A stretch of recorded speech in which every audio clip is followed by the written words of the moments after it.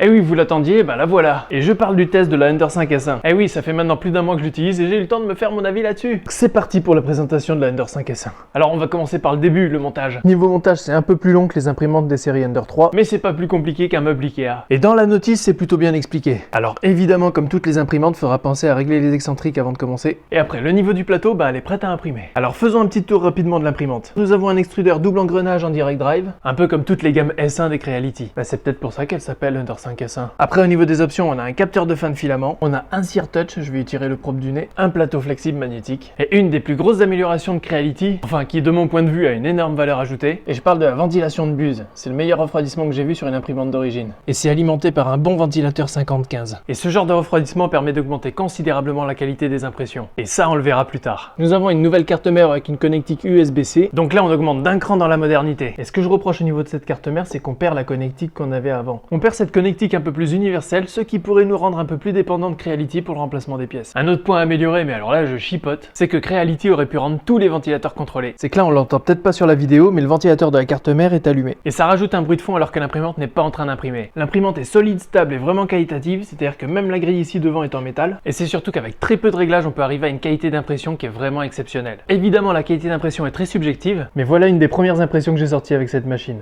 Et comme je vous dis, c'est subjectif, mais pour moi, ça fait largement l'affaire. Alors c'est une imprimante qui est annoncée à 250 mm par seconde sur le papier. Évidemment, j'ai essayé d'imprimer à cette vitesse-là. Je n'ai pas réussi à avoir une bonne qualité, mais je suis pas très loin quand même. Et c'est surtout que si elle est annoncée à cette vitesse-là, c'est pour une raison. C'est que la tête d'impression qui équipe cette imprimante permet un débit de filament un peu plus élevé. Et on le voit notamment sur les types de buses utilisés sur cette imprimante. Donc pour résumer, c'est une très bonne imprimante, très bien construite, qui permet d'avoir une très bonne qualité d'impression sans passer beaucoup de temps sur les réglages, et qui offre encore quelques perspectives d'amélioration. Évidemment, je vous mets le lien de l'imprimante dans la description, ainsi que les liens des fichiers que je vous ai présentés. Like cette vidéo si t'as aimé mon retour sur cette imprimante, n'hésite pas à me dire en commentaire ce que t'en penses, et surtout n'oublie pas de t'abonner pour d'autres essais, d'autres tests et surtout d'autres projets.